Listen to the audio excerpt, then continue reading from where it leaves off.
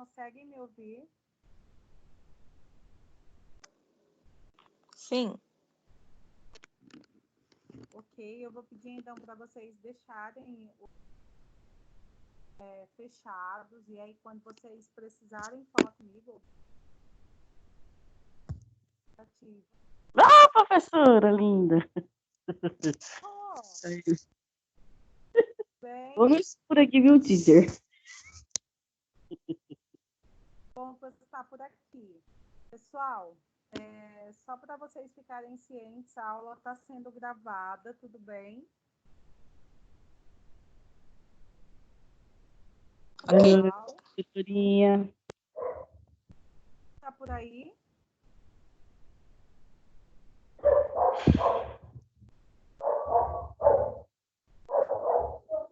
Pessoal, só um minutinho. Vou pegar uma caneta aqui, que eu não sei onde foi que eu coloquei, para os nomes de vocês aqui. Só um minuto.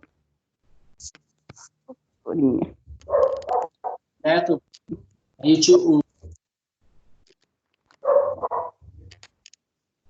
Rô, fecha seu áudio, tá dando retorno. Pessoal, fechem aí os microfones.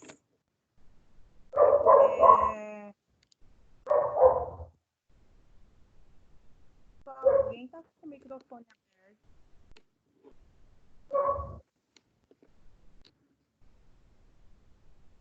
Gente, eu vou fazer a chamada aqui. E aí vocês vão os nomes, porque agora a aula e agora a gente vai ter que fazer planilha Professora, de aula. professora.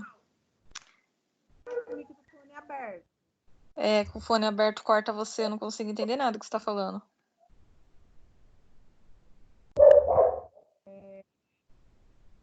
Rô, você está me ouvindo?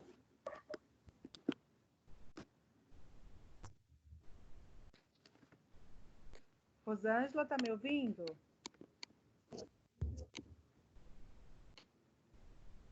Pessoal, conseguem me ouvir agora? Sim. Ok. Meio ruinzinho, mas sim. Diego, Fala um pouquinho mais. consegue me ouvir? Professor.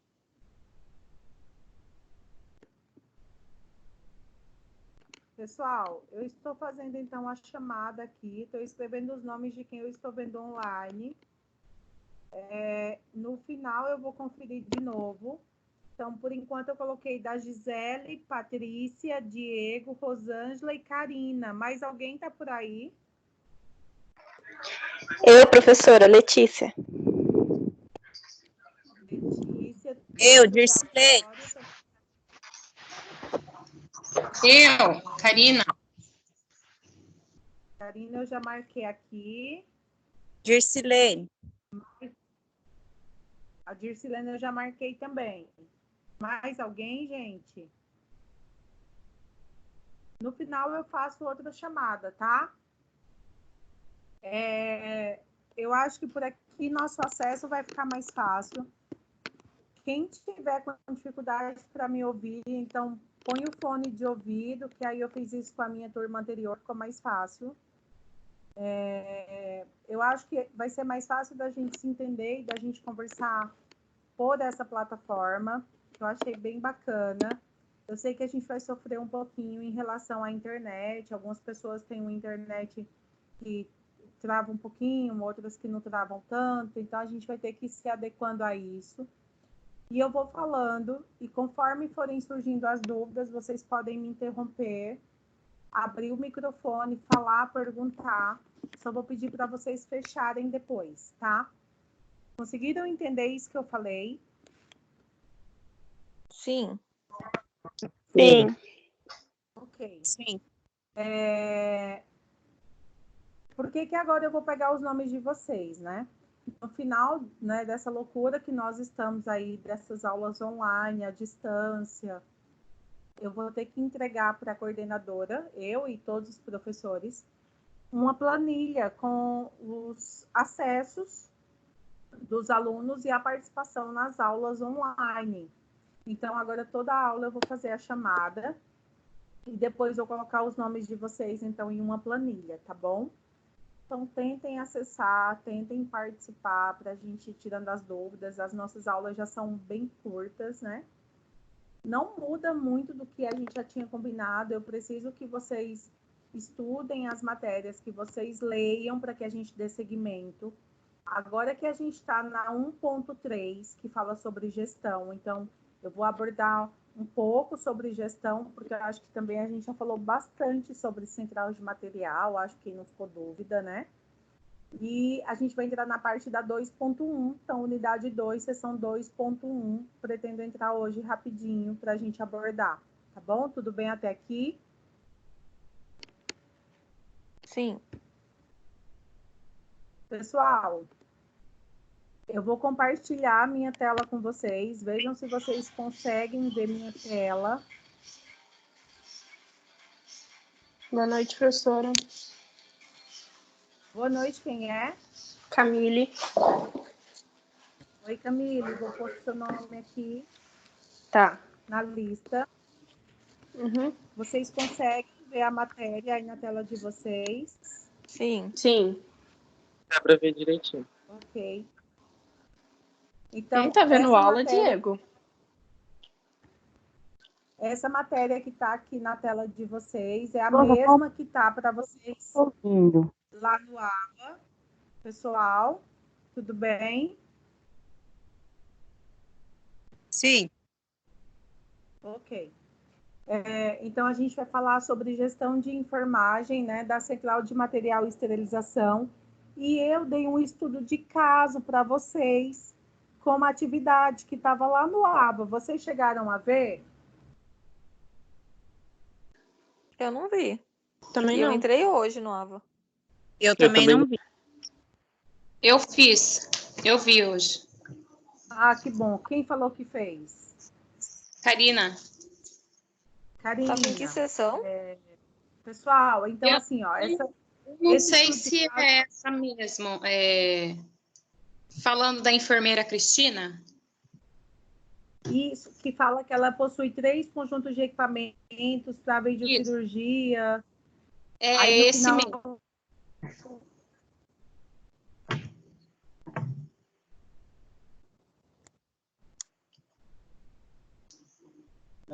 isso, aí no final eu pergunto, vocês aguardam pela cirurgia pessoal? Vocês não estão acessando o AVA. Isso já estava no AVA, mais uma vez. Eu preciso que vocês acessem o AVA. Eu preciso que vocês acessem pré-aula, pós-aula, aula, porque senão a gente não consegue dar andamento, tá? Então, assim, vocês vão responder esse estudo de caso que eu deixei lá e vão mandar para mim até amanhã pelo AVA. Combinado? Que sessão que tá, professora? É que eu entrei hoje e eu não vi. E é só Eu não- pelo AVA para mandar? Pelo AVA. Isso. Eu não estou com o meu AVA aqui aberto. Karina, você lembra? Você consegue abrir aí e verificar para mim isso? A minha internet tá meio ruim. Eu vou tentar. Ok. Enquanto a Karina verifica, senão no final eu verifico e mando para vocês. A gente vai falar um pouquinho sobre a gestão de enfermagem na CME. Tudo bem até aqui? Sim.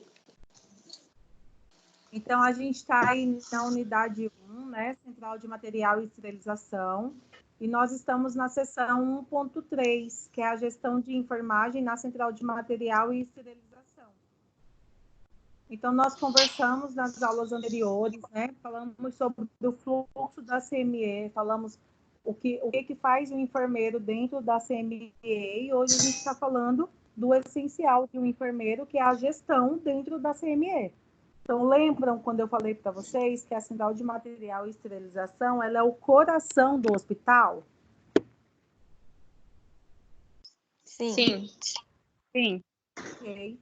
Então, a gestão da unidade da CME, né, a importância do papel do enfermeiro responsável no gerenciamento e organização dos processos, bem como o desenvolvimento de práticas seguras, que visam a qualidade dos materiais processados e, consequentemente, a segurança ao paciente nos procedimentos a esse realizados.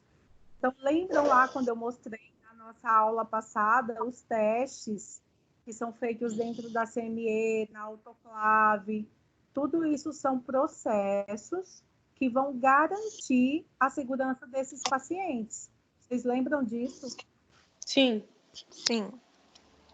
Ok. Sim. Então, quando a gente fala de gestão, a gente fala do essencial do enfermeiro. E quando a gente fala que a CME ela é o coração do hospital, então eu estou falando que a gestão é essencial nesse setor.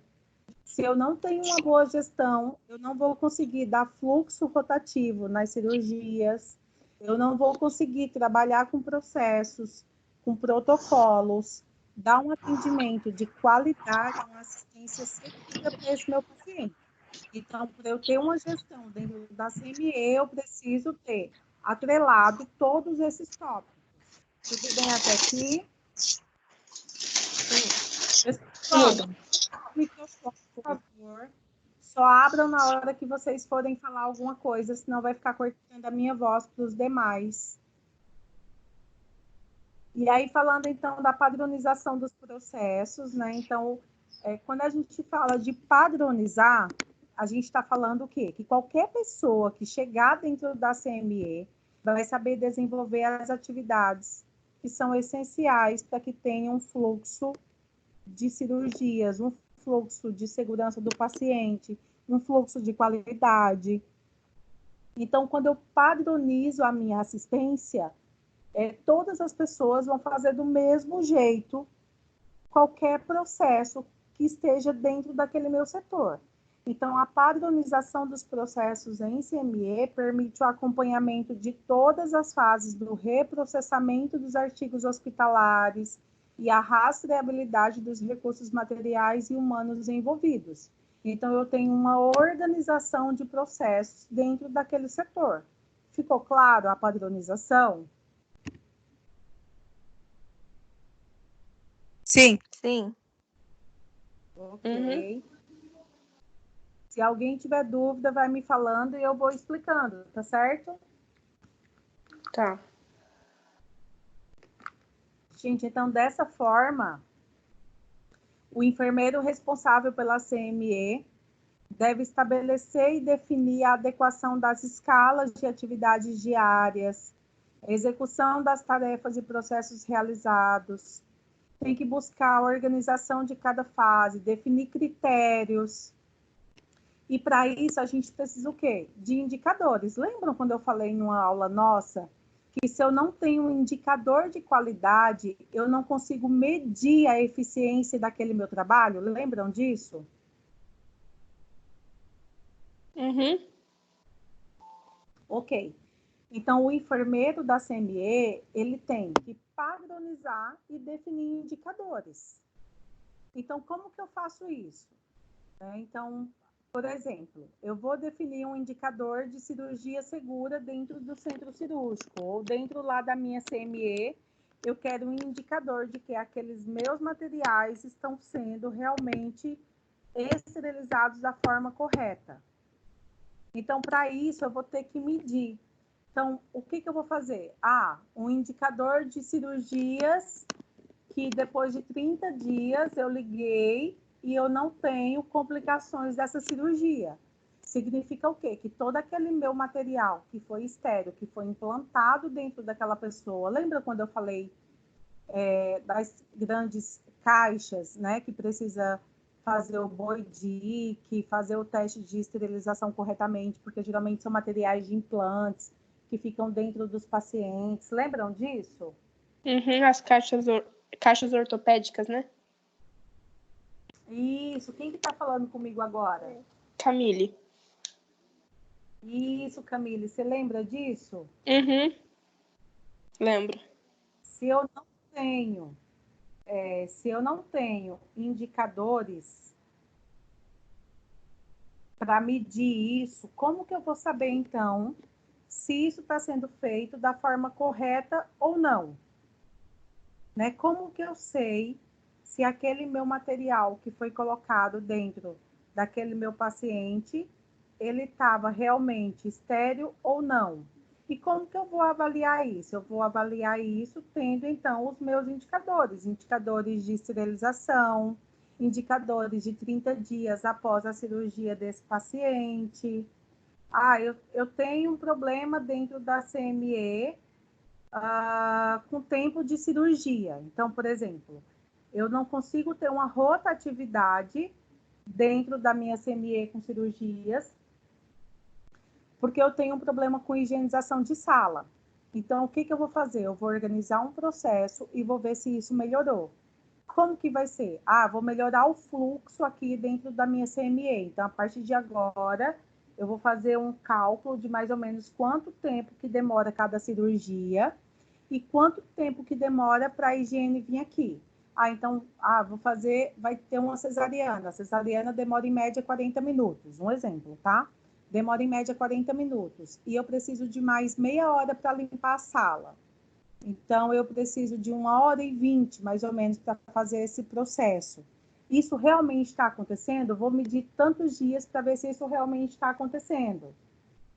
Eu preciso saber qual que é a minha taxa de absenteísmo dentro da minha CME, porque eu tenho 2 funcionários e eu estou tendo um acúmulo muito grande de material para poder esterilizar, para poder organizar, para poder distribuir. Será que está sendo porque eu estou tendo um número de absenteísmo maior? Eu preciso ver nessas minhas cirurgias, né, se eu estou tendo uma taxa de infecção em sítio cirúrgico. O que eu posso fazer para melhorar? Isso também é um indicador. Uma taxa de resposta inflamatória, vamos supor, uma cirurgia oftalmológica, onde eu posso medir se os pacientes que fizeram aquela cirurgia, eles tiveram alguma resposta inflamatória, que pode ter sido do material que foi utilizado. Então, indicadores são sempre métodos de avaliação para medir. Então, eu estou tendo um acúmulo muito grande aqui na minha seladora. Então, a pessoa que está selando aqui, ela está demorando a selar isso aqui, está ficando muita caixa aqui, eu estou passando plantão, faltando caixa selada, porque eu não consigo dar andamento nisso. Então, eu posso pôr como indicador, eu posso fazer uma melhoria. Minha seladora é velha, vamos trocar e vamos fazer como indicador tempo médio de selagem. Deu para entender mais ou menos os indicadores, pessoal? Sim. Sim. Eu consigo pôr um indicador que é super importante dentro da CME, por exemplo, é a integridade na embalagem. Lembra quando eu falei mais ou menos o tempo que cada embalagem fica com o material? Sim. Aquilo ali é um indicador.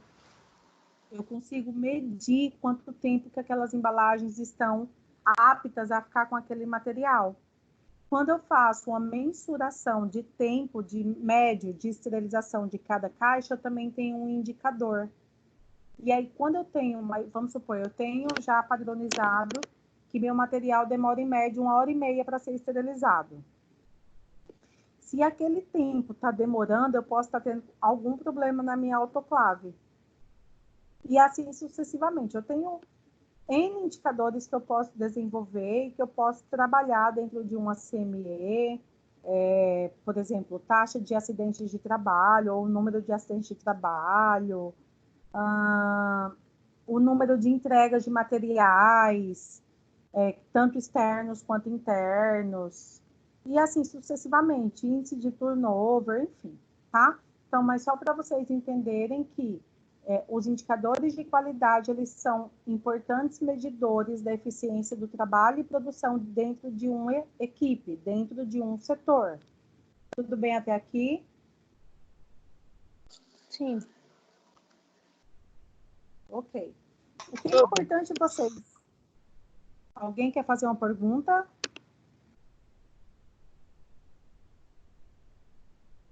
Pessoal, o que é importante vocês entenderem dentro de gestão, quando eu falo de gestão, é que para eu poder desenhar um fluxo, um processo, eu tenho que ter muito bem definido um fluxo, certo? Então, o enfermeiro dentro da CME, primeiro ele tem que desenhar qual que é o fluxo que ele tem, por exemplo.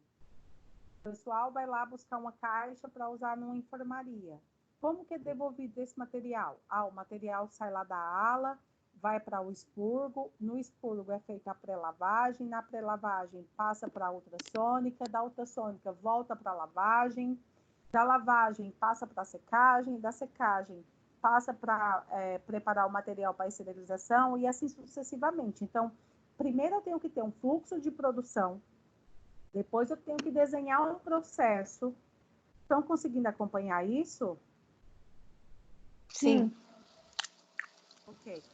Depois dos processos, eu preciso definir qual que é a rotina do meu setor. Como que funciona essa rotina?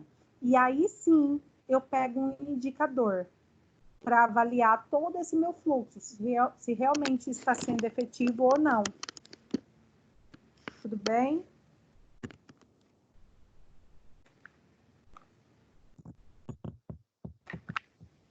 Pessoal, falando aí um pouquinho da qualidade na assistência, né, e segurança do paciente, um está muito bem atrelado ao outro. Então, hoje a gente não consegue mais falar de assistência sem falar de qualidade e assim falar da segurança do paciente. A gente já vem falando isso em outras aulas, né? E a CME, como ela é uma unidade distribuidora desses artigos hospitalares, ela é extremamente essencial para que eu garanta uma qualidade na assistência e na segurança desse paciente. Porque, como vocês viram lá na aula anterior, se eu não tenho um processo de padronização, de rastreabilidade, de fluxo, de processos que foram definidos, eu não tenho como garantir que aquela cirurgia estava segura e que ela estava com qualidade para a assistência daquele paciente. Certo? Tudo bem até aqui? Certo. Pessoal, quando eu falo assim, vocês conseguem lembrar um pouco da nossa aula de CME? Eu sim. Sim. Mais alguém? Ok. Então, a avaliação de resultados, né, em central de material e esterilização. Então, os indicadores constituem importante influência para modificar processos de trabalho. Então, quando a coleta das informações e os resultados são tratados de forma adequada. Porque se eu tenho um indicador e eu consigo realmente avaliar, eu consigo sentir, eu consigo medir qual que é a importância daquele meu processo. Se ele está com falha, se eu preciso rever o processo, redesenhar fluxo, né, redesenhar o mapa de fluxo. Então, quando eu faço essa avaliação de indicador, eu consigo ter essa resposta. Então, isso porque, né, não se faz necessário um grande volume de registros e informações se não forem utilizados para buscar melhorias ou correções dos processos sinalizados. Então, não adianta eu desenhar um fluxo, eu tenho um indicador daquele fluxo e eu não usar. Então, por exemplo, não adianta eu ficar ligando. O paciente saiu de cirurgia, 2 dias depois eu ligo para ele para ver se ele está com febre, ou, sei lá, uma semana depois eu ligo para ver se ele está com febre, se ele está com processo inflamatório, e eu não merço isso. Então, por exemplo, se eu não ponho lá no meu indicador qual foi o tipo de cirurgia, qual foi o material utilizado, qual foi a data da cirurgia, qual que era a idade desse paciente, tudo isso são indicadores. Porque se eu começo a ligar para esses meus pacientes e eu vejo que de 50 pacientes que fizeram cirurgias no mês de abril, 30 pacientes apresentaram infecção após 7 dias, se eu não tenho esse indicador, se eu não avalio isso, eu não vou saber, então, que tem alguma coisa errada no meu processo, ou de esterilização, ou no fluxo da cirurgia, alguma coisa saiu errada. Principalmente pacientes que fazem implantes. De repente, os pacientes estão apresentando processos inflamatórios, infecciosos, e eu não estou avaliando isso, e esses pacientes podem chegar para mim em sepsis e até morrerem, porque eu não estou avaliando o meu processo. Deu para entender? Deu. Ok, só tomar uma água, gente.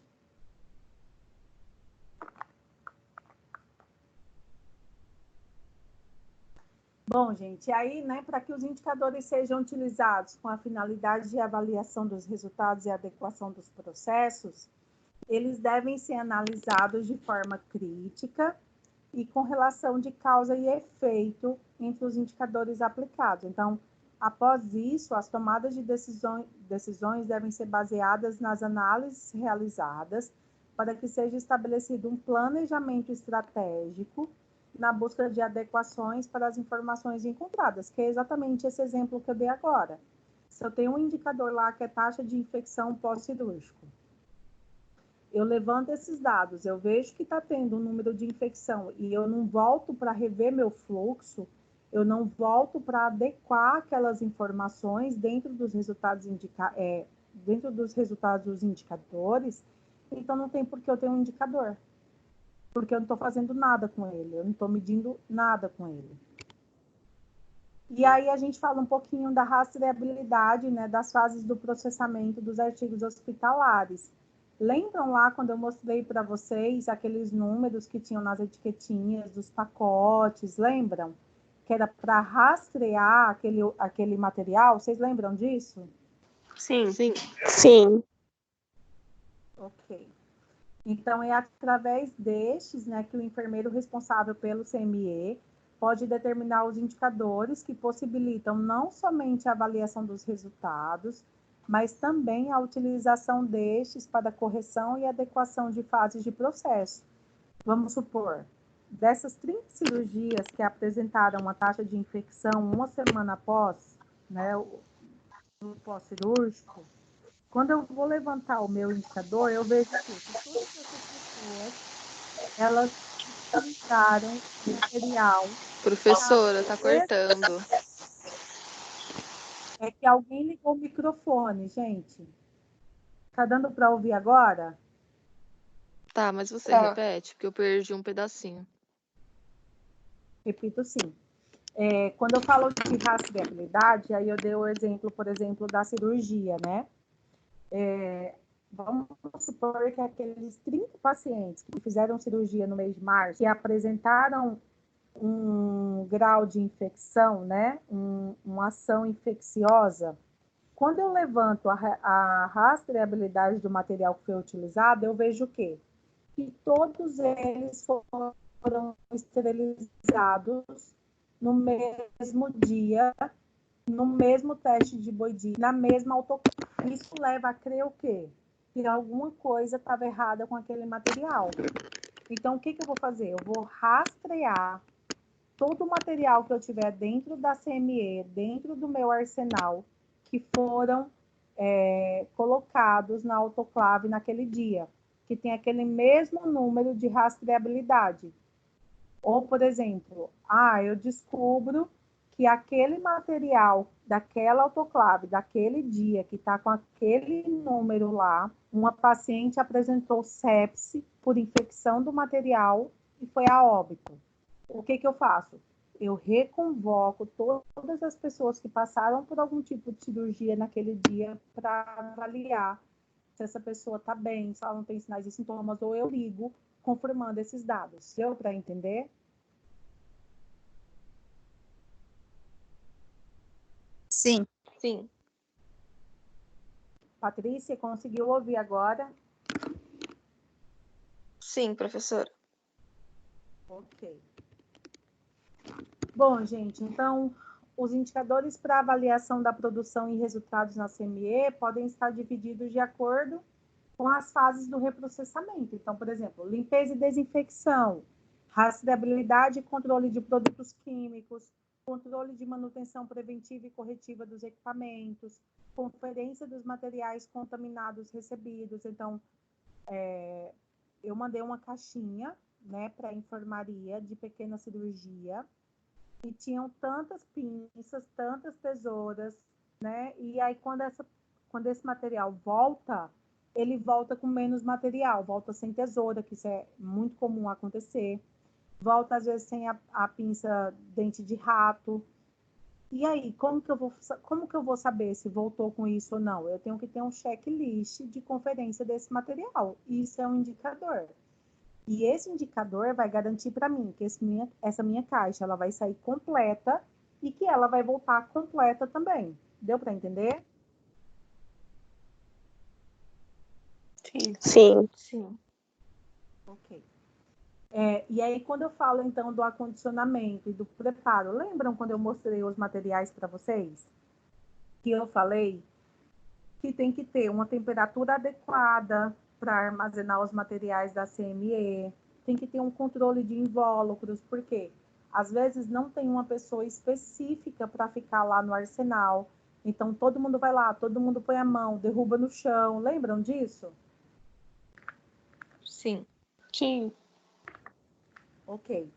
Então, um dos Gente. indicadores também é isso, a gente avaliar como que eu consigo comprovar para a diretoria ou para a minha chefia direta que eu preciso de alguém para ficar responsável por lá. Quando eu faço um indicador que vai medir para mim a quantidade de material que eu perco tendo que reesterilizar, a quantidade de SMS, a quantidade de grau cirúrgico que eu utilizo, sendo que se eu tivesse uma pessoa responsável por lá, esse material ia durar mais. Então, é assim, através de indicadores, que eu consigo comprovar a eficiência de um fluxo, a eficiência de um processo bem desenhado dentro de um setor. Tudo bem até aqui? Sim. Sim. Professora, Oi. no SEMI, existe o indicador de dupla checagem? Na SEMI? Não entendi. Se na SEMI Se na- existe? Isso, o indicador de dupla checagem? Na verdade, todo o processo de qualidade e segurança do paciente precisa existir um processo de dupla checagem. Então, por exemplo, eu confiro se o meu Boidic deu positivo e minha amiga reconfere. Eu Sim. confiro que aquela caixa, ela passou pela autoclave e ela foi esterilizada e a minha amiga também confere. O ideal é que para todo o processo que envolve qualidade de assistência do paciente, eu tenha uma dupla e às vezes até tripla checagem, Sim. tá? E aí, falando da esterilização, então, eu tenho o controle da manutenção e desempenho das autoclaves, que eu acho que ficou claro, né?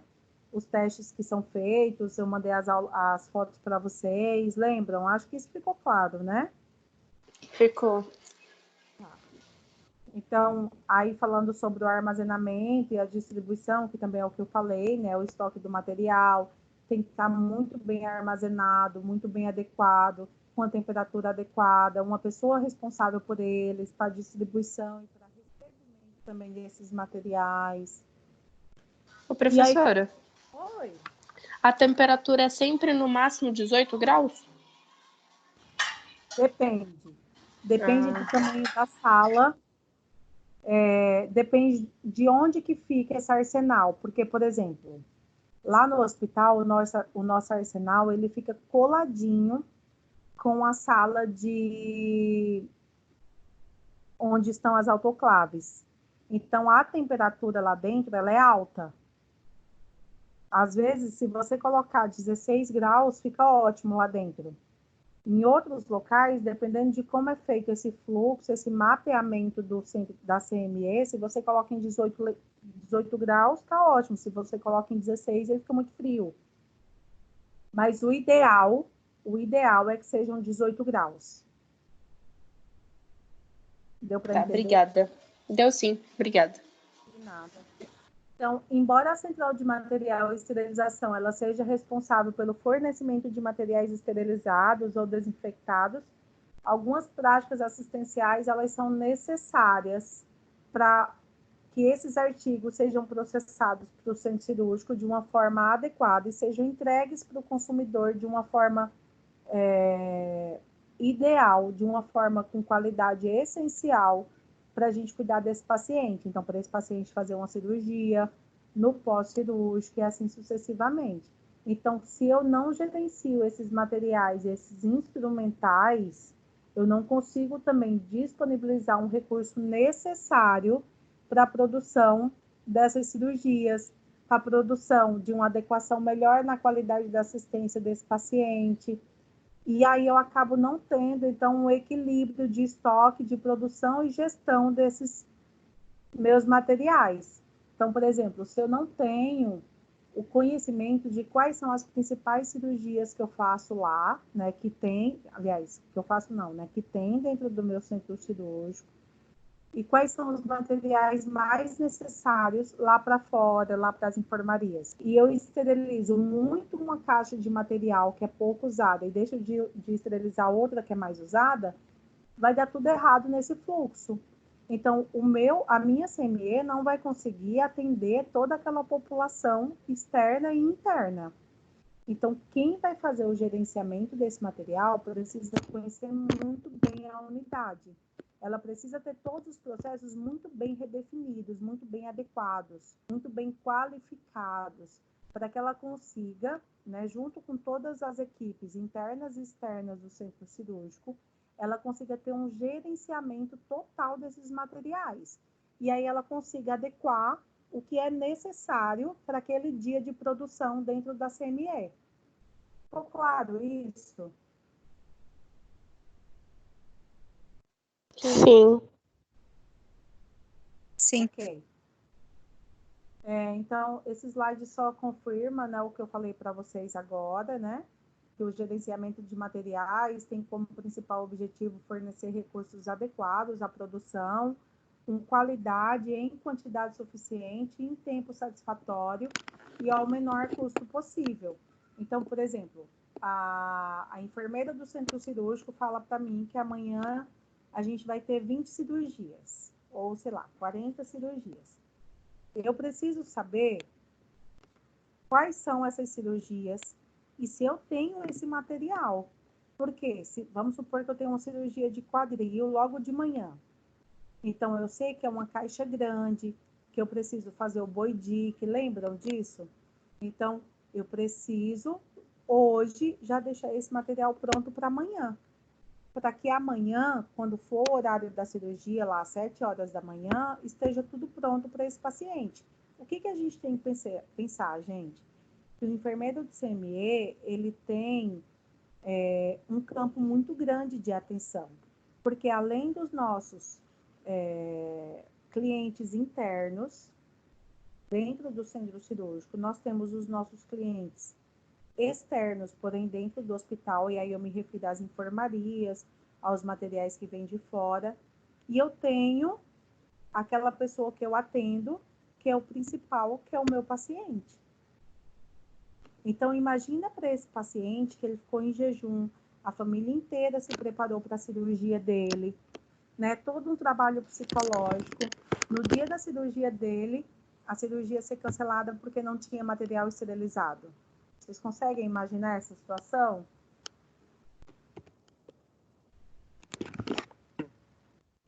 Ô, professora, e é o enfermeiro do CME que tem que saber todo, tipo assim, tem uma cirurgia de quadril, ele que tem que saber quais são os equipamentos que vai usar, ou o enfermeiro do centro cirúrgico que passa? Quando vamos supor esse mesmo exemplo que você falou aí, a cirurgia de quadril.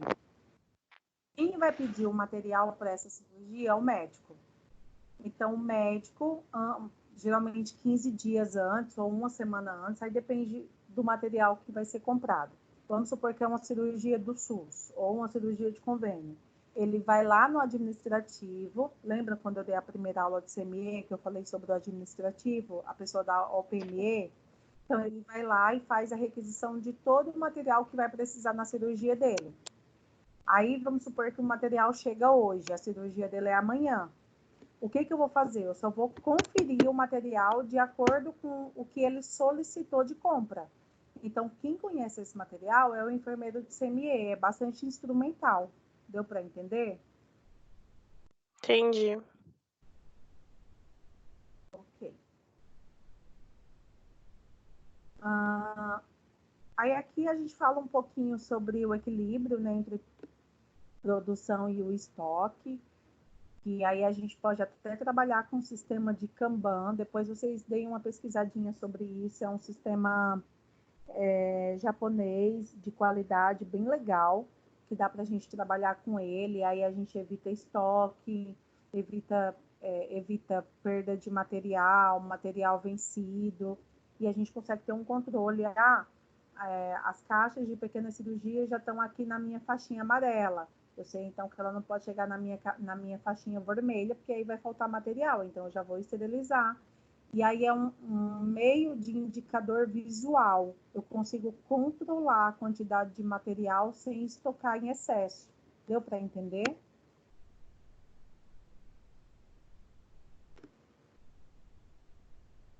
Pessoal?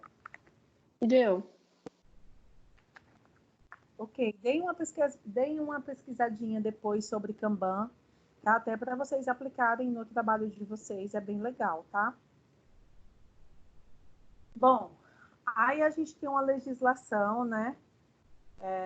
Em CME, que é a resolução do COFEN 424 de 2012, que define normas e atribuições da enfermagem, né, na central de material e esterilização, onde ele fala que o enfermeiro, tudo isso que a gente falou até agora, né, que ele é o responsável por planejar, coordenar, fazer todo o mapeamento de fluxo de reprocessamento de materiais, assim como elaboração de protocolos operacionais, registro e monitoramento, avaliar a qualidade dos artigos processados e utilizar os indicadores de qualidade para esse fim. Tem vistoria, então o pessoal da vigilância sempre vai lá, sempre confere como são os indicadores da CME, como que o enfermeiro trabalha com eles. E uma coisa que é extremamente importante falar de indicador é que não adianta só você medir e você não tomar atitudes de melhorar aquilo que está errado, tá? Então, a gente tem que medir e sempre estar revalidando aquele indicador. Sempre estar melhorando aquele indicador, tá bom? E aí o Professora, enfermeiro... Oi? deixa eu interromper um minuto. Você falou sobre o estudo de casa, ele está na 2.1, escrito que é para entregar no dia 16/4. Eu acho que é por isso que quase ninguém fez. Eu, pelo menos, não abri por conta disso, que eu ainda não tinha chegado lá. Mas você viu que estava a atividade lá? Agora eu vi, agora eu entrei, voltei para ver, porque como a gente não estava na 1.3, eu fiz 1.3 hoje e li só o livro da 2.1 e vi a web aula, ainda não respondi. E ele está na pós-aula da 2.1, aí por isso que eu ainda não tinha chegado a fazer ele. Ok, tudo bem. O que é importante para mim? Que vocês entrem, que vocês vejam o AVA, tá bom? E aí essa atividade, então, vocês entregam a semana que vem, certo? Então pode entregar semana que vem. Semana que vem não, né, gente? Daqui a 15 dias, né? O então meu tá tá bom. na 2.1. Isso, o meu também.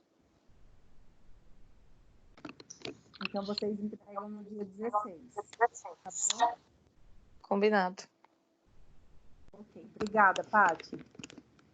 Pessoal, Imagina. então, o enfermeiro de CME, né, ele é responsável por toda a equipe e ele deve garantir equipamento de proteção individual para todo mundo, independente se ele é um enfermeiro de CME ou se ele é um enfermeiro do centro cirúrgico, né? Isso é uma obrigação nossa mesmo, fazer com que os profissionais tenham o EPI, que eles utilizem da forma adequada o EPI que é fornecido pela empresa. E também é importante ele sempre fazer o dimensionamento de pessoal. Lembram que eu falei sobre isso na primeira aula, que às vezes é um setor que fica esquecido. É extremamente importante que o enfermeiro faça o dimensionamento, que ele mostre por que ele precisa do número X de funcionários. Lembra disso? Sim. Ok.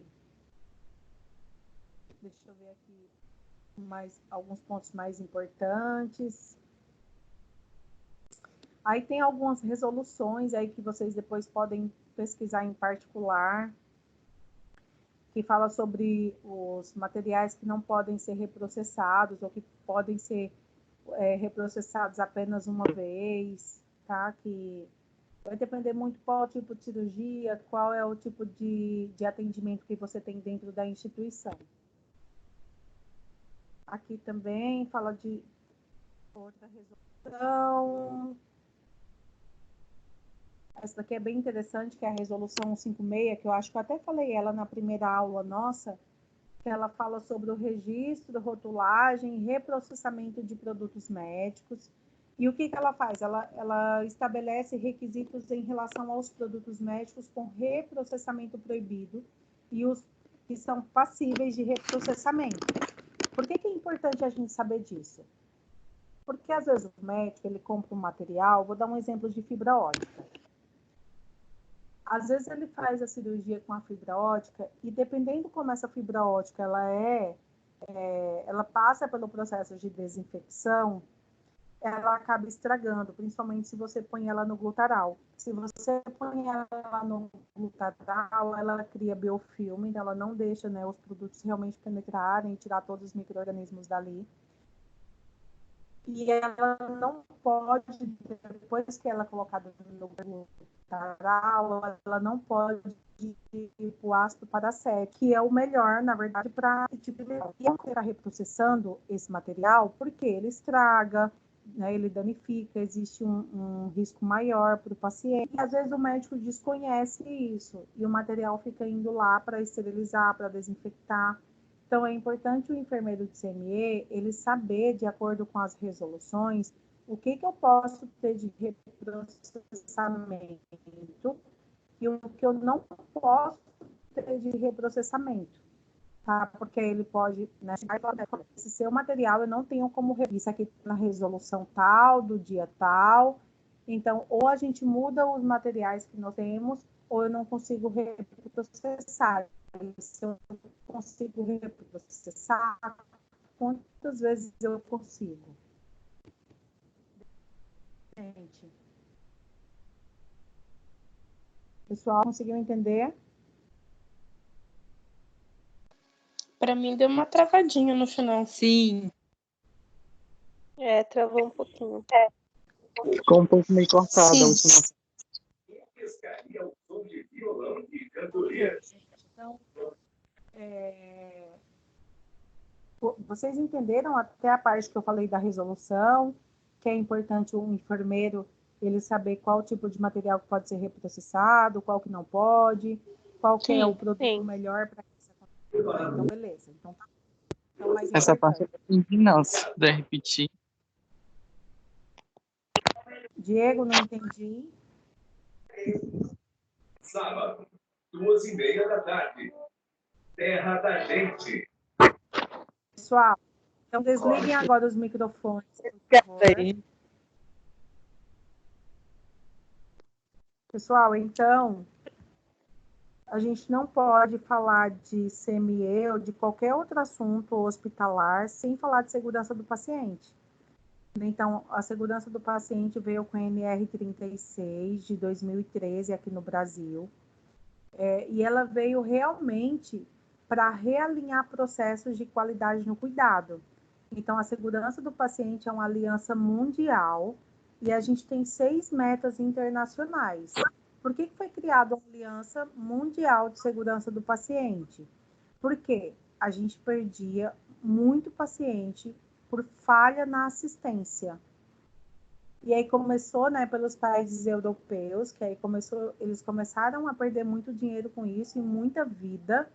E aí eles resolveram fazer uma aliança, instituindo metas para que esse número de mortes fosse diminuído.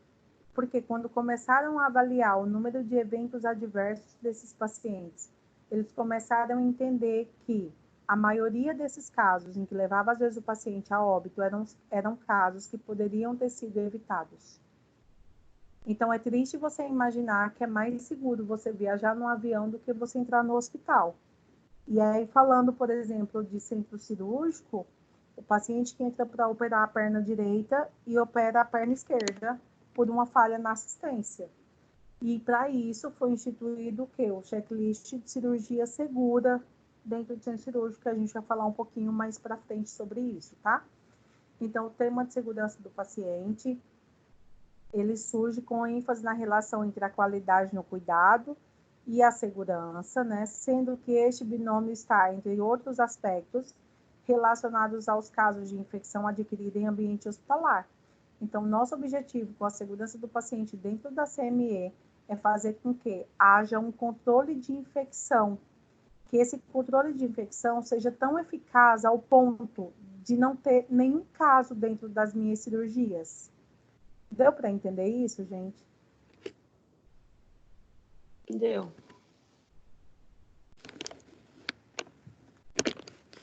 Conseguiram entender? Sim. Sim. Sim. Sim. Eu aqui me achando. Vocês conseguem me ver?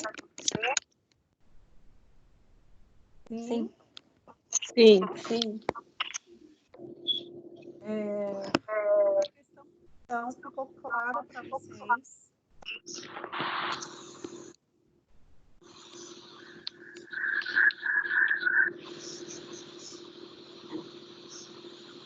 Qual a questão de gestão ficou clara? Tá cortando agora. Tá cortando. Você repete. É porque tem gente com o microfone ligado sem estar falando. E aí acaba cortando a voz. Ficou claro para vocês em relação à matéria de gestão? Sim. Sim. Professora, Tem posso fazer uma alguma- pergunta? Pode, claro. A gente ainda não teve gestão, né? E que nem você falou sobre funcionário, escala, essas coisas, a gente vai aprender tudo quando a gente tiver gestão. Então, essa parte, assim, não vai ser cobrada, né? Vai ser cobrada mais, mais como eu vou falar, não foi tão específico a parte de gestão, porque tem uma matéria específica para isso. Tem uma matéria específica para isso. Mas o que eu vou cobrar de vocês é a gestão dentro da CME. É tudo isso que a gente abordou. Então, a questão de processos, de redesenhar fluxos. Então, eu não posso ter um processo se eu não tenho um fluxo bem desenhado. Eu tenho que saber quantos funcionários eu tenho, quantos funcionários eu preciso para poder fazer com que meu sistema rode da forma correta. Que eu consiga atender uma demanda interna e uma demanda externa. Deu para entender isso? Sim. Pessoal, hoje a nossa aula vai até... Estou perdida no horário. Até que horas que é mesmo? Eu acho que é até 9h30. 9h30, né? Ok. Até 9h40, eu acho, né? Mas, enfim, eu vou tentar adiantar um pouquinho. Eu queria entrar com vocês em centro cirúrgico. Deixa eu alinhar uma coisa com vocês aqui, gente. Nós estamos na unidade 1, na sessão 1.3 hoje, certo? A gente vai iniciar aí a 2.1. Sim. Eu preciso que vocês venham com as dúvidas da unidade 2.2 e 2.3. Deu para entender, gente? Eu preciso Daqui que 15 vocês... dias? Isso. Eu preciso que vocês leiam a unidade 2.2 a semana que vem. E na outra semana vocês leiam a atividade pré-aula, pós-aula da 2 e façam a pós-aula da 2.3. Por quê? Professora, Eu preciso... Oi. vai fechar o AVA da unidade 2 até dia 12. Então, na verdade, tem que fazer antes, tá, pessoal? Não entendi, Paty. A unidade 2 do AVA fecha dia 12, então tem que fazer antes, porque depois eles não vão conseguir fazer. Isso mesmo, gente. Foi bom você relembrar isso, porque é dia 16, né? A nossa última aula. Então, por favor, tentem fazer isso. Na verdade, já era para vocês terem vindo com a 2.1. A gente já vinha falando sobre isso nas aulas, né? Que eu precisava da demanda de vocês, porque, na verdade, a nossa aula não é para ficar passando slides aqui e pondo o que era para vocês lerem em casa. Eu sei que é difícil para todo mundo, eu sei que a gente está com distanciamento, que aí acaba, né, prejudicando um pouquinho mais. Mas eu preciso que vocês tragam as demandas para mim, da 2.2 e da 2.3, certo? Sim. Certo. Pessoal, deixa só eu abrir aqui a tela com a outra aula. E aí a gente já inicia algumas dúvidas hoje sobre centro cirúrgico, porque tudo que nós tínhamos para falar, então, de CME, nós já conseguimos abordar. E agora a gente entra realmente em centro cirúrgico, certo? Certo. Eu tenho uma dúvida. Como que faz para a gente mandar, então, o estudo de caso pelo AVA? Eu não estou conseguindo aqui. Eu também não sei usar essa ferramenta. Você tem no AVA. Se você olhar na parte de mensagem, você vai ver que você tem como um e-mail que dá para você anexar. Depois vocês entram, deem uma olhadinha na ferramenta com mensagens. Pro, também não manda esse trem não, viu? Tem como repetir de novo, porque eu não escutei não, tava cortando o áudio. Nenhum professor pelo AVA.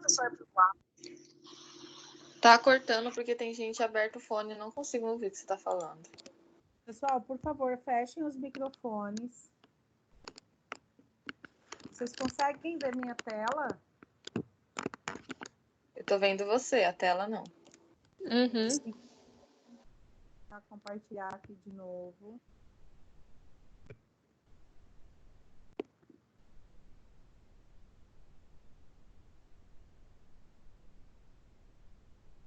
E agora, Patrícia? Agora sim. Ok.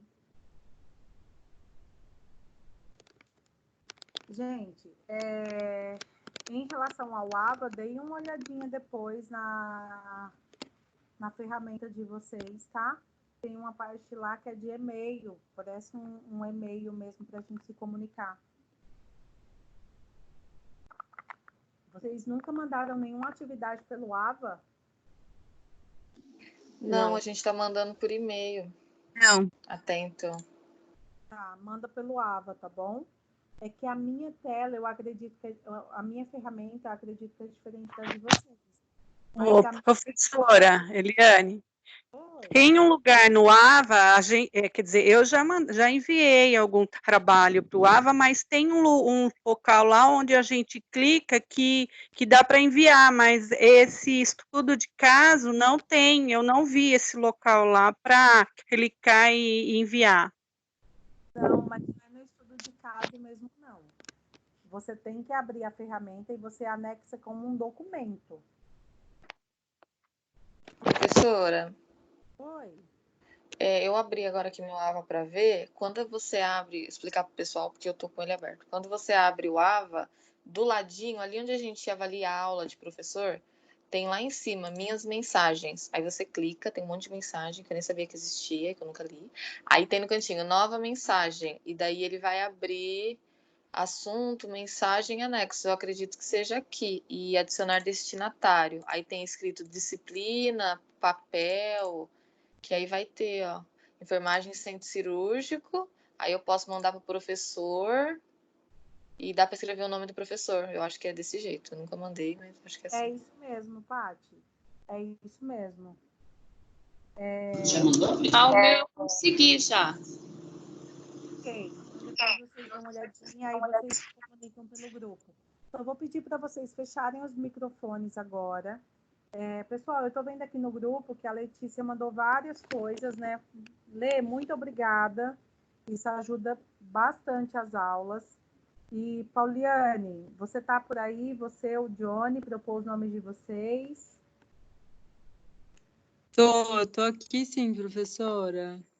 Pessoal, eu quero agradecer a Pauliane e o Johnny, que me ajudaram pra caramba, tiveram muita paciência, porque eu não estava conseguindo acessar essa ferramenta. E aí, fora do horário de aula, eles me ajudaram. Então, minha gratidão a vocês. Muito obrigada de coração, tá? Você é maravilhosa. Obrigada, vocês que são. Pessoal, então, a nossa aula aí falando de centro cirúrgico, né? Agora a gente inicia realmente na unidade 2, na seção 2.1, e aí a gente fala um pouquinho dos conceitos gerais de um centro cirúrgico. Infelizmente não deu certo a nossa visita por enquanto, né? Mas se Deus quiser, vai dar até o final do nosso semestre. E aí eu vou conseguir entrar com vocês lá no centro cirúrgico, mostrar a CME, todo o processo de mapeamento de fluxo. E aí, como vocês já têm a teoria, gente, é só atrelar a prática, vai ficar mais fácil. Porque aí, conforme vocês forem vendo as questões na prática, de tudo que nós estamos abordando aqui, vocês vão relembrando os conceitos e vai ficando mais fácil, tá bom? Então, hoje a gente conseguindo abordar um pouquinho aí a unidade 2.1, a seção 2.1, fica mais fácil para vocês, então, a 2.2 e a 2.3, porque se vocês olharem aí, não muda muito do que nós estudamos em CME, né? Que a gente começou falando dos conceitos gerais de CME, depois a enfermagem no CME e depois a gestão de enfermagem na CME. O que muda agora é que no centro cirúrgico, que na verdade é um setor único, onde cada um faz sua parte, né? Para que tudo aconteça dentro e fora daquele setor. Tudo bem, até aqui? Sim. Sim. Pessoal, esses slides ficaram bem grandes. Por que eles ficaram grandes? Porque como a gente se vê a cada 15 dias, eu coloquei tudo que estava no livro. Porque eu sei que muita gente, eu nem falo que é porque não pega para ler e porque não faz realmente o que tem que ser feito, não é isso. Às vezes a pessoa tem dificuldade realmente de pegar e ler o livro. Então, às vezes, acha mais fácil ler pelos slides. E como a gente está nesse momento aí um pouquinho distante, então eu achei melhor pôr tudo aqui para facilitar a leitura e que para vocês conseguirem ir grifando e não tenha que ficar procurando lá no livro quando vocês falarem da unidade 2, seção 2.1, tá bom? Então, vocês vão ver aí que é um pouquinho grande, mas que tá tudo que está no livro. Então, quando a gente fala de unidade de centro cirúrgico, a gente está falando que ele faz parte de um coração da CME, certo? Porque a CME, o que eu faço? Eu faço todo o processo, né, de esterilização, de indicadores, de qualidade, de segurança do meu paciente, para que esse material seja colocado naquele meu paciente, seja utilizado dentro daquela cirurgia, com toda a qualidade, né, com toda a segurança possível. Então, o centro cirúrgico, ele é destinado a quê? A intervenções cirúrgicas, como o próprio nome diz, certo? As cirurgias. E é dentro dele que a gente tem um gerenciamento muito grande do enfermeiro, porque ali a gente gerencia o setor, os materiais, equipe de enfermagem, equipe médica, equipe da OPME, todos os equipamentos que serão utilizados, se está funcionando, se não está funcionando, quantos materiais eu preciso ter para aquele dia, quantos equipamentos eu preciso ter. Além disso, eu ainda tenho que ter toda a qualidade de fluxo interno minha, por exemplo. Eu tenho que ter um setor destinado a guardar meu material, para esse material não ficar no corredor. Eu tenho que ter uma equipe treinada para as cirurgias. Eu preciso ter equipe treinada para uma intercorrência em urgência e emergência. E lá dentro eu tenho 2 tipos de cirurgias. Eu tenho uma cirurgia de caráter eletivo, então não é nenhuma cirurgia de urgência ou de emergência, é um procedimento cirúrgico que o médico vai lá e agenda, né, junto com o paciente, então ele tem um dia e um horário para ir fazer aquela cirurgia. E isso geralmente está no meu mapa cirúrgico, e aí são nessas cirurgias eletivas que eu consigo encaminhar para a CME tudo que eu vou precisar para aquele dia. Então, olha, eu vou ter 30 cirurgias, 2 de quadril, 2 de plástica, vou ter uma retirada de cisto, enfim, tá? Eu consigo ter um panorama de quais são essas cirurgias eletivas e mandar isso para a enfermeira da CME para ela também se programar com os materiais. Quando eu falo de cirurgia de urgência e emergência, eu não tenho essa programação, porque eu não sei o que vai chegar para mim. De repente, chega na sala de cirurgia um baleado, um esfaqueado, um AVE, e aí eu preciso entrar, né, com a cirurgia de emergência, ou um apêndice, e aí é uma cirurgia que precisa ser feita o mais rápido possível. Então, Por isso que quando eu falei agora sobre a gestão dos materiais de CME, eu falei da importância de você ter um sistema de Kanban, um sistema que vai falar para mim quantas caixas de cirurgia, de pequena cirurgia eu tenho, quantas caixas de grande cirurgia eu tenho, de média cirurgia eu tenho, porque eu tenho que prever que essas urgências e emergências podem chegar a qualquer momento para mim lá no centro cirúrgico e eu preciso atender esse paciente. Ficou claro, gente? Sim. Professora, Oi. eu não consigo entender a diferença entre urgência e emergência. Ok. O que eu tenho urgência? Eu tenho urgência quando é uma coisa que dá para esperar. Um exemplo, uma cólica renal, uma retirada de cálculo. O paciente está com dor, mas eu não preciso entrar com ele agora no centro cirúrgico.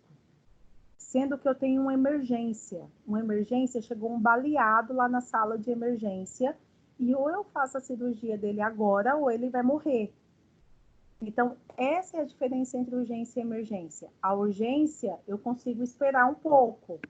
A emergência é para ontem, não tem como. Então, por exemplo, o meu paciente que estava com cálculo renal, ele entra agora na sala de cirurgia.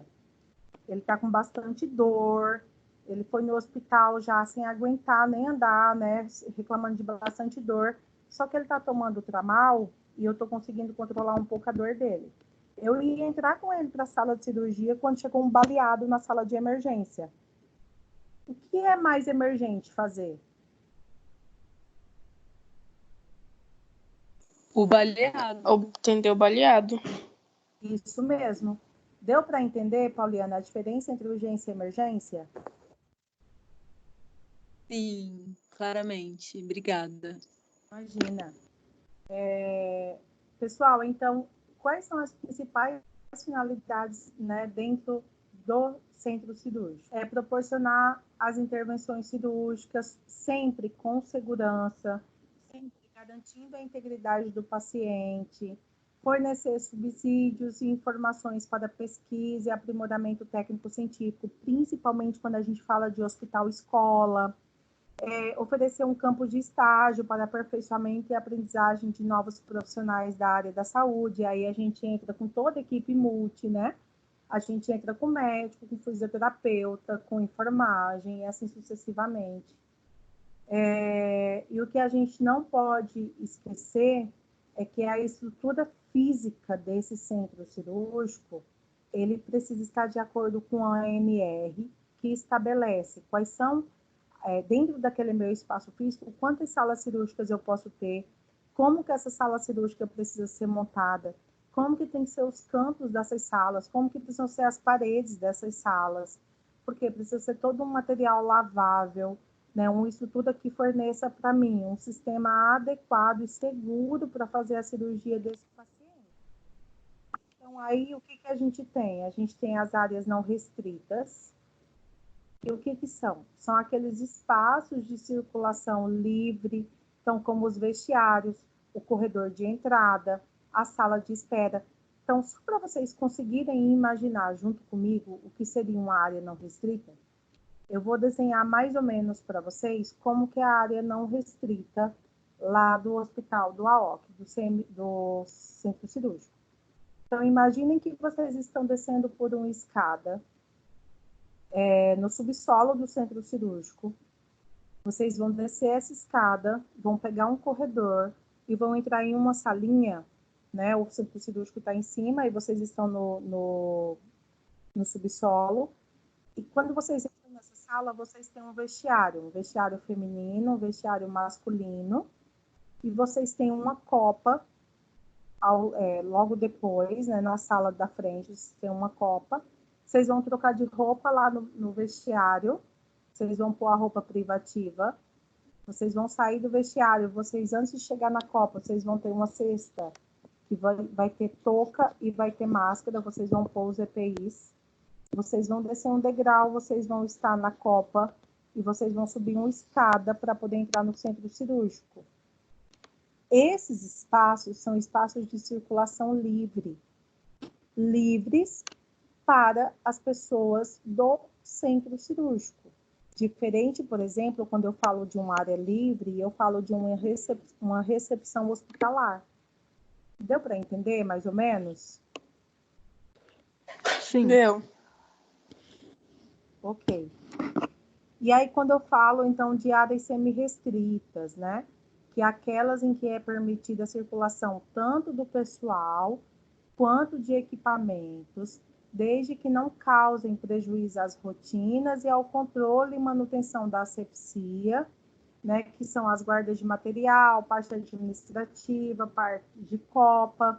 Dependendo da estrutura do centro cirúrgico, essa área aqui, ou ela pode ser próximo de onde eu recebo os materiais na CME para esterilização, e aqui eu posso ter um corredor dentro do próprio hospital, ou dependendo da estrutura, eu posso ter essa área semi-restrita no mesmo lugar que eu tenho a área não restrita.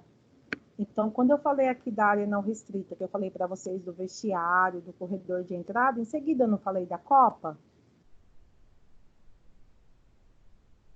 Sim.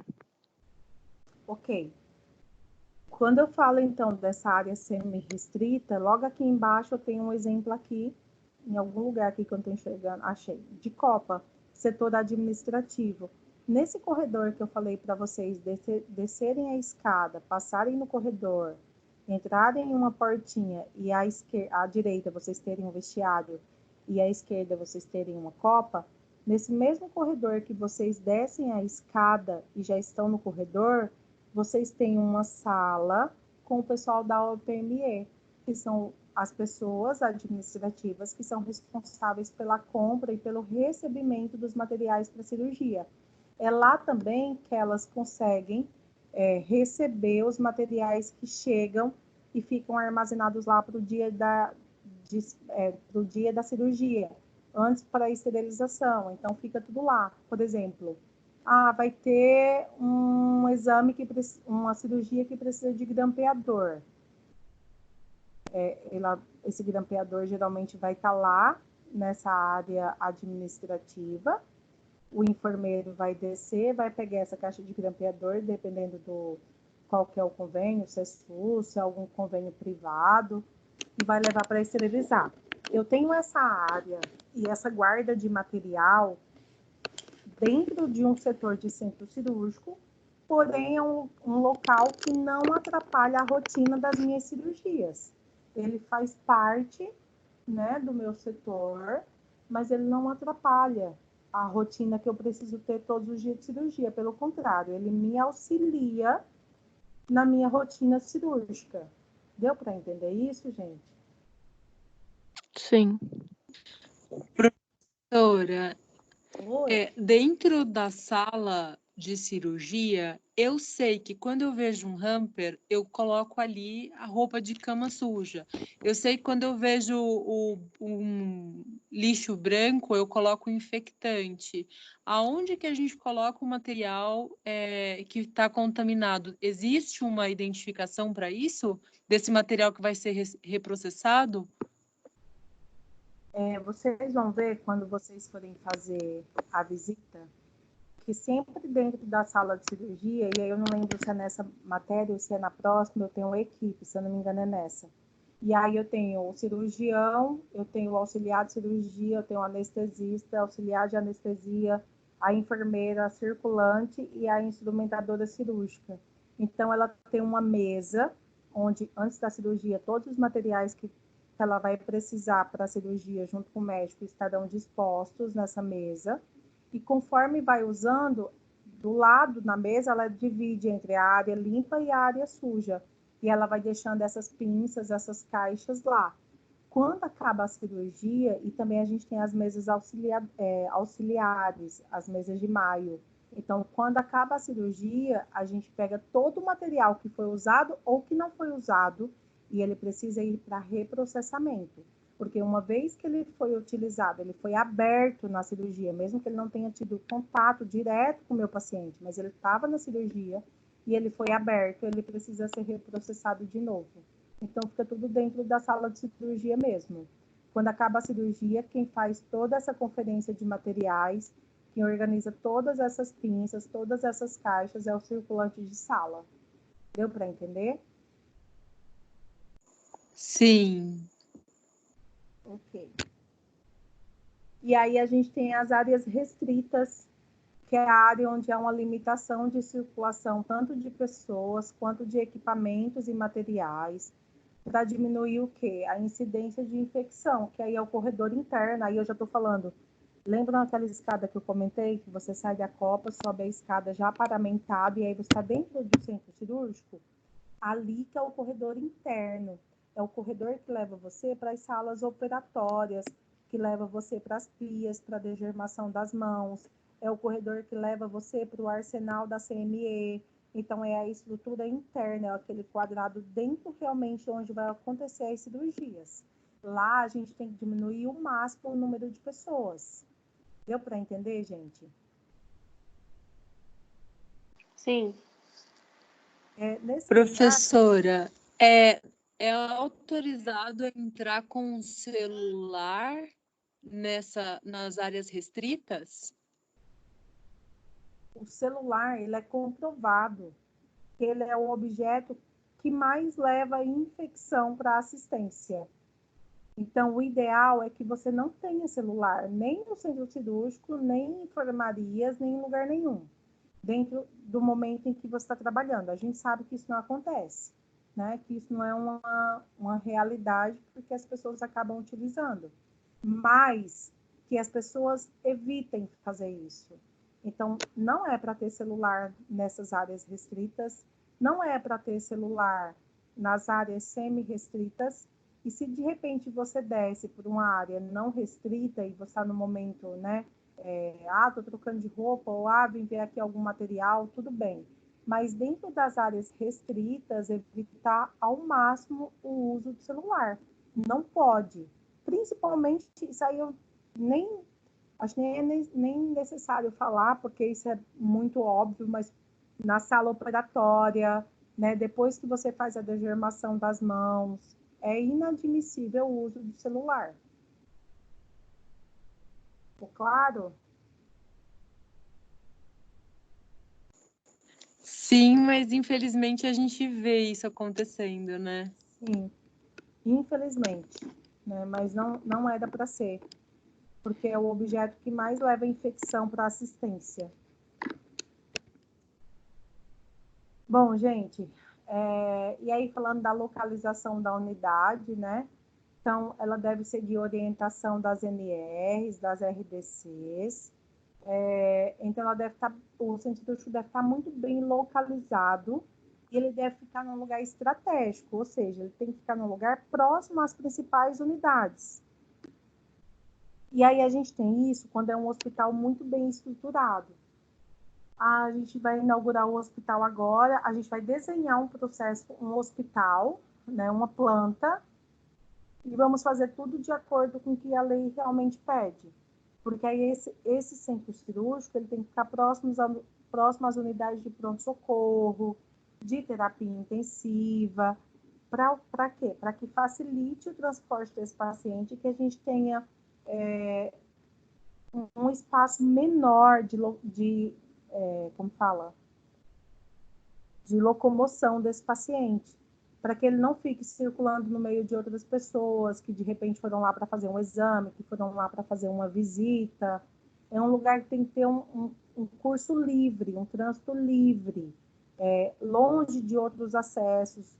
Fica do lado da sala da fisioterapia, fica do lado da sala da assistente social. Não é para isso acontecer. É para ser um lugar de fácil acesso às principais unidades, mas sem fluxo, sem muito trânsito de pessoas. Deu para entender isso, gente? Sim.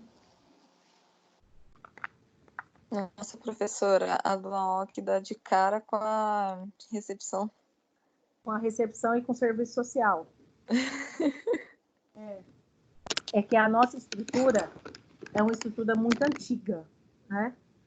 Mas o ideal é que quando a gente fale, por isso que é importante o enfermeiro ele participar sempre da planta hospitalar, para qualquer setor, porque o enfermeiro ele precisa ter essa visão. Então, ele precisa entender que eu preciso ter, por exemplo, um centro cirúrgico que fique próximo aos meus principais pontos. Então, não posso ter um pronto-socorro no norte e um centro cirúrgico no sul. Né? Eu tenho que ter ele ali no meio, para que facilite aí a estratégia de locomoção desses pacientes. Então, quando a gente pega hospitais com estruturas muito antigas, a gente tem essa dificuldade de fluxo. E, às vezes, por ser realmente uma estrutura antiga, a gente não tem como fazer remapeamento de fluxo. Entendi.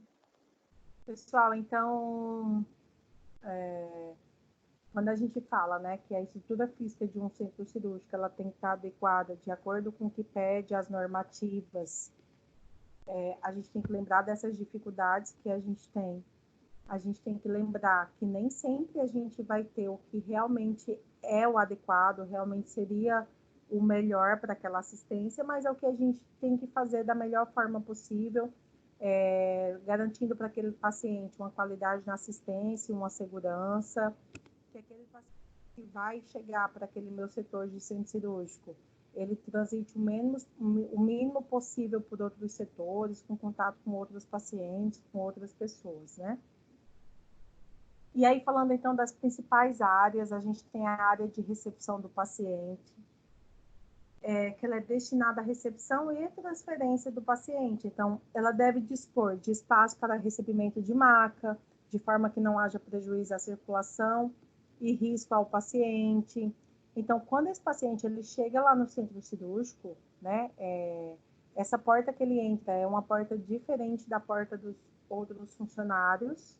É uma porta que o paciente entra de maca, acompanhado pelo maqueiro, e ele é recebido de uma forma que já tem ali um enfermeiro que vai fazer a conferência do checklist, a conferência da pulseira, a conferência do membro que vai ser operado, o tipo de cirurgia, o médico.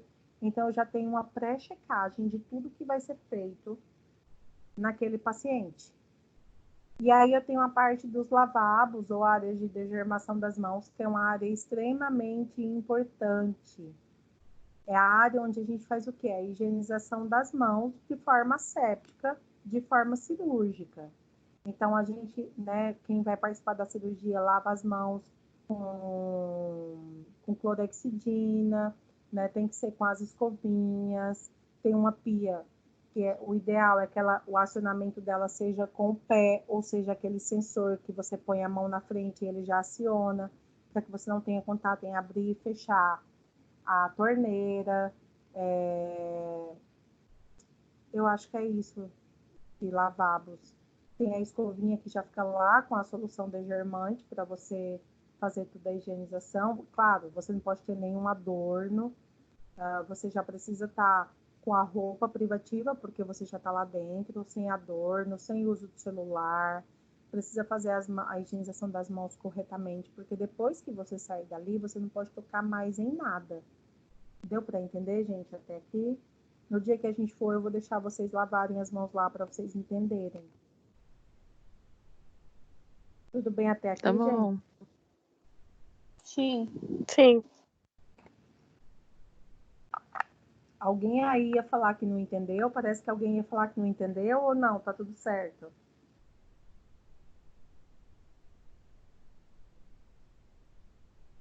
Bom, então vou dar continuidade aqui, tá? Então, falando da sala de cirurgia ou sala operatória, como o próprio nome diz, é onde a gente tem as cirurgias, né? De acordo, então, com o que eu falei para vocês no início, com as normativas, né? De acordo com o espaço, a quantidade de salas que podem ter dentro daquele setor, de acordo com a capacidade de leitos, quantas equipes podem estar dentro daquela sala, como que esse material vai ser ofertado, né? Quantos circulantes, quantos médicos, quantos enfermeiros, enfim.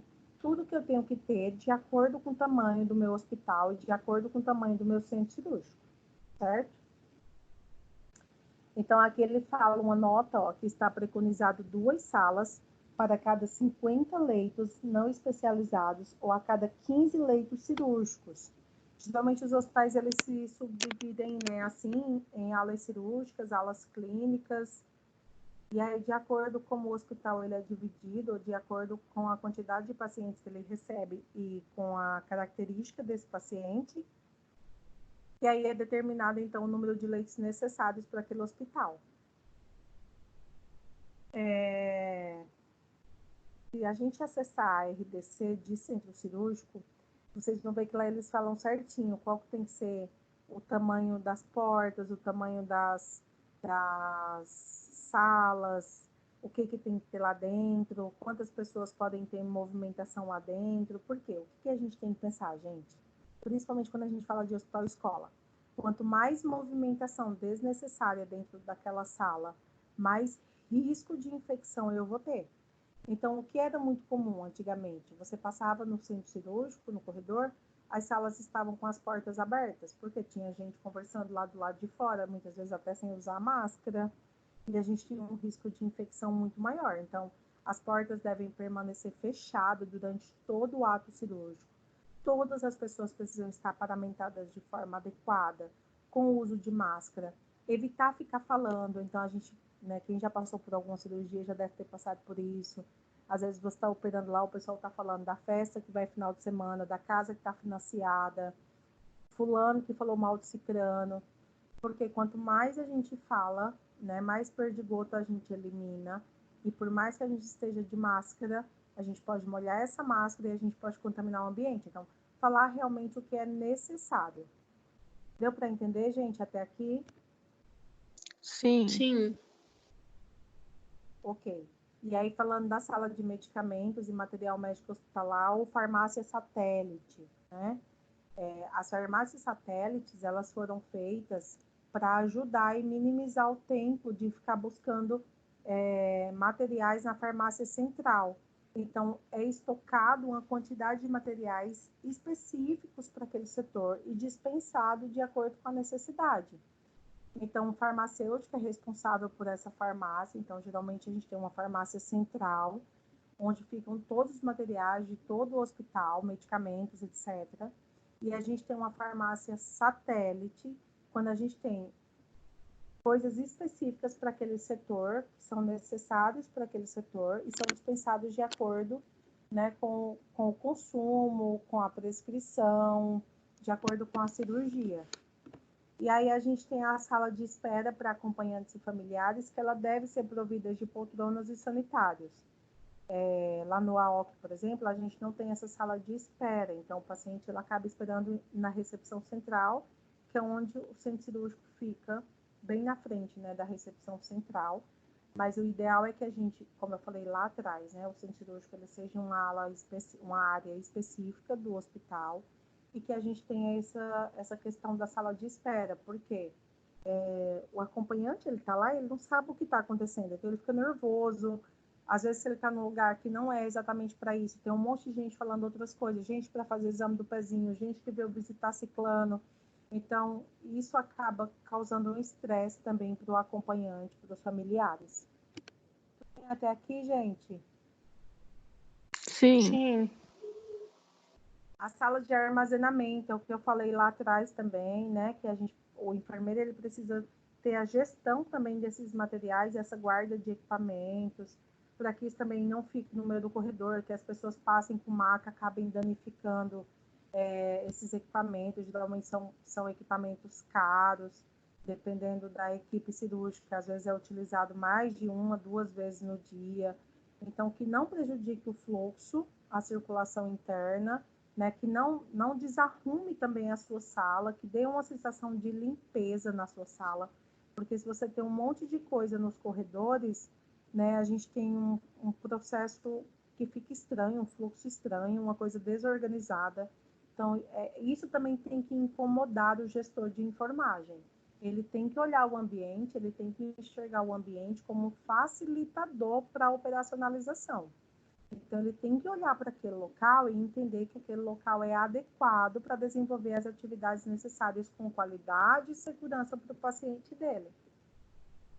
A gente tem a sala administrativa, que aí pode entrar a parte da UPME, por exemplo, ou a parte de coordenação. Geralmente, A coordenação de enfermagem acaba ficando junto com a OPME, que é lá realmente no administrativo, é lá onde faz agendamento cirúrgico, né? E aí os hospitais hoje já trabalham com agendamento via sistema, não mais de livro, isso tem facilitado bastante, mas tudo faz parte da ala administrativa. A gente tem a questão de rouparia, que dentro do centro cirúrgico é extremamente importante. Se não tiver roupa privativa para você entrar, você não pode entrar lá, porque tem que ter roupa específica para entrar no centro cirúrgico. Então, quando a gente fala, gente, de equipe multi, a gente também fala da rouparia, a gente também fala da higiene. São pessoas essenciais no nosso dia a dia. Se a gente não tem roupa lavada e passada, a gente não consegue entrar no centro cirúrgico. Se a gente não tem o pessoal da higiene para limpar a sala depois da cirurgia, o hospital não gira. A gente não tem cirurgias, porque a gente não pode entrar numa sala suja e pôr a cirurgia sem que a limpeza esteja lá. Então, essas pessoas são essenciais para a gente. Tudo bem até aqui, gente? Sim. A gente tem o expurgo é a área suja, né, onde são deixados resíduos de matéria orgânica, como secreções, sangues, né, e tudo mais. Saiu da sala, acabou a cirurgia, o circular vai reunir o material, ele leva tudo para o expurgo, que é a área suja, certo? A gente também tem a área de transferência para macas. Então, essa área, geralmente, ela está bem... como que eu posso falar? Essa área ela é bem importante para quando eu recebo esse paciente, ele entra na minha área de recepção do centro cirúrgico, e também do momento que eu pego esse paciente lá na sala cirúrgica, levo ele para a minha sala de recuperação, e depois quando eu transito com ele para outras áreas do hospital. Então, essa área de transferência ela tem que ser muito bem definida, muito bem desenhada. Então, se eu tenho um setor que está do meu lado do meu centro cirúrgico, eu tenho que desenhar uma rota mais próxima possível para que esse meu paciente seja transferido com segurança da maca para a cama dele e que ele ande o menor percurso possível dentro do hospital. Claro isso, gente?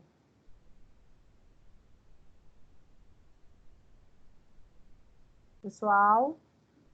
Sim. Sim. Sim. E aí a gente está falando dos corredores, né? Eles precisam ser amplos. E, por exemplo, um paciente que ele sai do centro cirúrgico, ele vai para a UTI, é um paciente que sai entubado, um paciente que sai com respirador. Precisa ter um corredor maior para que esse paciente consiga ir com segurança, junto com a equipe, geralmente o enfermeiro, o médico, um auxiliar. Às vezes, dependendo do tipo de cirurgia, o fisioterapeuta também acompanha. Vestiários, então deve dispor de sanitários, chuveiros, né, para que o funcionário ele possa tomar banho depois, ele possa ter um lugar para armazenar seus pertences, que ele possa então tirar a sua roupa pessoal e colocar a roupa do centro cirúrgico. A copa, né? Os funcionários eles não podem, por exemplo, pedir uma pizza e comer nas salas cirúrgicas ou dentro do centro cirúrgico. Ele não pode trazer uma comida de casa e achar que ele pode comer na RPA na hora do almoço, porque são locais que são restritos, locais que não pode ter esse tipo de acesso, esse tipo de ação. Então, eu tenho uma copa para a refeição desses profissionais, aí eu falo de toda a equipe multi, e um local destinado só para isso. Então, eu não posso comer fora daquele local, porque senão eu posso contaminar outras áreas. Eu posso levar formiga para as salas de cirurgia, né? Então, não posso fazer isso. E aí eu tenho a RPA, que ela é tão importante quanto as demais áreas, que ela é o momento em que eu preciso ficar extremamente atento a esse paciente no anestésico cirúrgico, né? Após a cirurgia, até que ele consiga se recuperar, passar o efeito da anestesia, conseguir sentar, mexer as pernas, né, que ele esteja com uma saturação boa, que tudo tenha ocorrido bem lá na cirurgia. Eu preciso estar bem atenta aos sinais vitais desse paciente. Então, é bem importante para a gente dentro do centro cirúrgico. E aí, gente, nessa matéria de vocês, na seção 2.1, ela fala dos equipamentos que são utilizados. Eu não vou entrar em cada um deles, tá? Vocês vão ver que fala de materiais de videolaparoscopia, materiais fixos e materiais móveis, que entra dentro desses materiais que ficam nos corredores, dependendo da cirurgia, dependendo da equipe. Aí fala um pouco sobre a questão de equipamentos que são fixos lá dentro. Então, hoje em dia, negatoscópio mal é utilizado, né? Porque hoje em dia é feito pelo sistema. Mas negatoscópio, para quem não sabe o que é quando a gente vai com raio-x no médico, que ele dá aquela caixinha de luz para o raio-x. Aquilo ali é um negatoscópio. Hoje em dia, a maioria dos hospitais são todos informatizados, então você já faz o raio-x, já faz a tomografia e já aparece na tela do computador. Mas, né, não deixa de ser um equipamento fixo dentro de hospitais que ainda não trabalham com esse sistema, painéis de gases, enfim. Tá? Eu não vou entender respeito. Podem dar uma olhada, é mais o que precisa mesmo para montar as salas cirúrgicas, do que entrar numa cirurgia. Paciente. Professora, você tá ficando muda para mim às vezes, não sei se é só aqui. Mais alguém tá? Pra mim também. Pra mim também falhou. Tá bem baixinha a voz. Pra mim também tá subindo. Para mim não mudou nada aqui. Mas vocês entenderam eu falando para vocês que eu quero que vocês pesquisem, aliás, pesquisem não, que vocês leiam sobre esses materiais, que vocês leiam sobre tudo isso que eu estou falando aqui. Sim, professor. Tá. Sim. Sim. Sim, professor. Vocês vão ver, gente, aqui nessa unidade, que fala dos equipamentos, fala um pouquinho sobre os recursos humanos. Então, isso aqui, gente, não é diferente do que está até agora. Tá? De tudo da CMT, de tudo que é Tá necessário. rolando não, eu acho que o seu Ele computador tá tá igual cansado. cachoeira.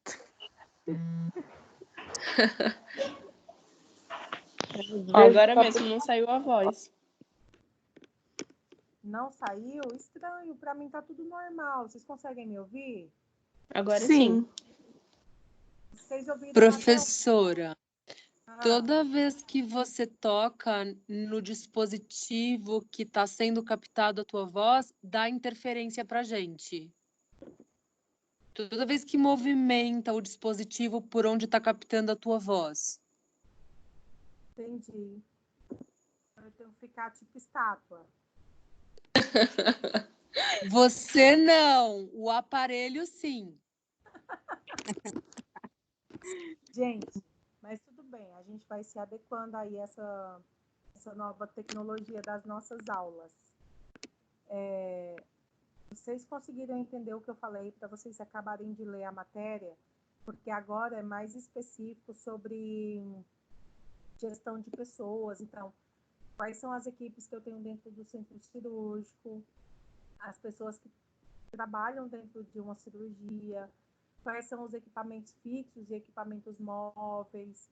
Então, é uma coisa mais detalhada, mais específica, que aí vocês vão ter que ler mesmo, e vocês vão entender realmente quando vocês verem, quando vocês participarem de uma cirurgia, quando vocês entenderem como funciona esse fluxo.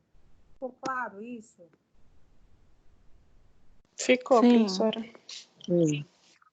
Me ouvi? Sim, professora. Ok.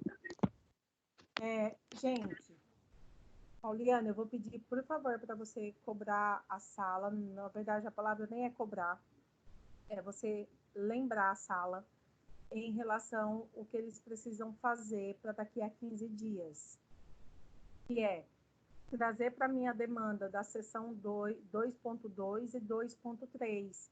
Isso precisa, como a Patrícia lembrou, precisa ser feito até o dia 12, porque vai fechar dia 12 essa matéria. É isso mesmo, né, Paty? Isso. Então, vocês precisam ler pré-aula, precisam fazer pós-aula da sessão 2.2 e 2.3. E aí, no nosso encontro do dia 16, vocês não vão ler isso vai ficar jogado, tá? No nosso encontro do dia 16, vocês vão trazer essas demandas para mim, a gente vai debater aqui, a gente vai conversar, eu vou esclarecer as dúvidas. Ficou claro isso? Sim. Ficou. Alguém quer tirar alguma dúvida? Alguém quer perguntar alguma coisa do que foi falado até agora?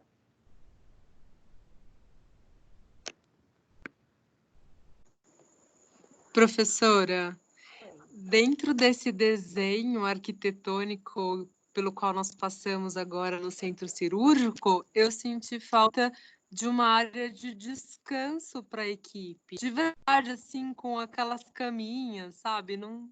Eu trabalhei num lugar que tinha esse lugar de descanso. O ideal, Pauliana, é que a gente tenha mesmo, tanto para a equipe de enfermagem, como toda a equipe multi. O que a gente encontra geralmente? A gente encontra conforto médico, mas a gente não encontra conforto de enfermagem. Nesse processo que eu desenhei para vocês, nessa planta que eu desenhei para vocês, quando a gente desce a escada e a gente entra no corredor da área não restrita, a gente tem os quartos dos confortos. Conforto do ortopedista, conforto do cirurgião, mas a gente não tem conforto de enfermagem. Infelizmente, isso ainda é uma realidade na maioria dos hospitais. Por quê? Geralmente os médicos vão lá, fazem a cirurgia, depois vão lá no conforto, se acontece alguma emergência, você tem que chamar. Quem está lá o tempo inteiro? A enfermagem. E eu tenho certeza que se a gente tiver um local de descanso na hora da janta, na hora do almoço, para esse profissional deitar, às vezes ele trabalha em outro hospital, ele vai direto para o serviço. E se ele não consegue descansar, ele não consegue produzir de uma forma adequada, ele não consegue garantir uma segurança para esse paciente. Então, hoje, esses hospitais com plantas novas, hoje eles já têm essa preocupação, né? Hoje, eles já pensam no lugar também para conforto da enfermagem, não só conforto médico, mas um conforto para o físio, para o fono, para o psicólogo, para o enfermeiro, para a equipe realmente multi, né?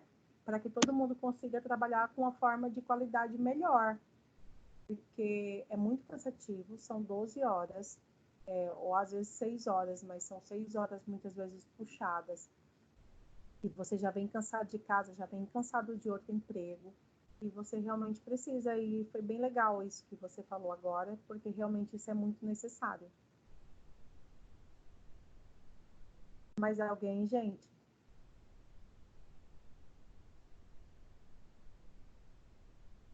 Pessoal? Mais alguém? Acho que não. Vocês tinham me abandonado aqui.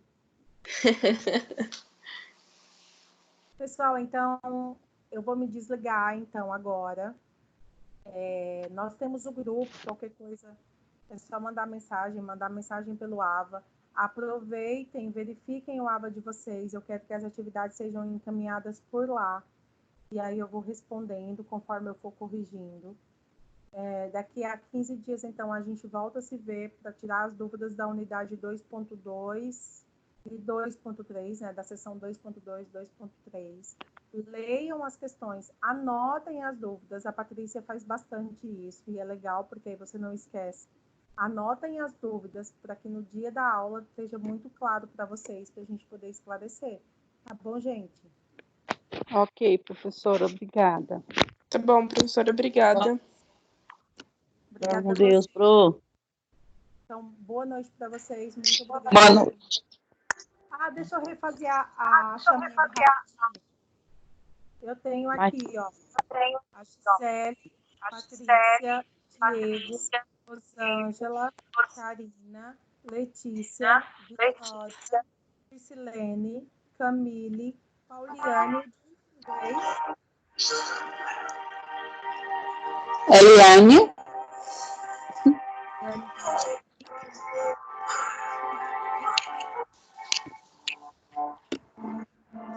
Não deu para escutar, professora, o áudio de alguém tá ligado. Pessoal, fechem os áudios, por favor. Pauliane, o Johnny não tá aqui.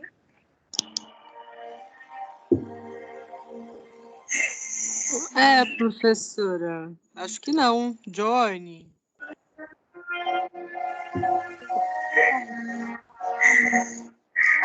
Não, ele nem está. Gente, olha o áudio. Tem alguém com áudio Eliane, seu ligado. áudio tá ligado, tá cortando. Pessoal, então eu acho que são essas pessoas da lista, né? Qualquer coisa a gente vai conversando. Bom final de semana para vocês. Bom descanso. E a gente se vê então daqui a 15 dias. Tá bom? Igualmente, professora. Obrigada, Boa noite. professora. Igualmente. Beijo. Obrigada, até Boa mais. noite, professora. Bom descanso, bom final de semana. Obrigada, tchau. Professora, Boa noite, pessoal. Boa noite, professora. Boa noite.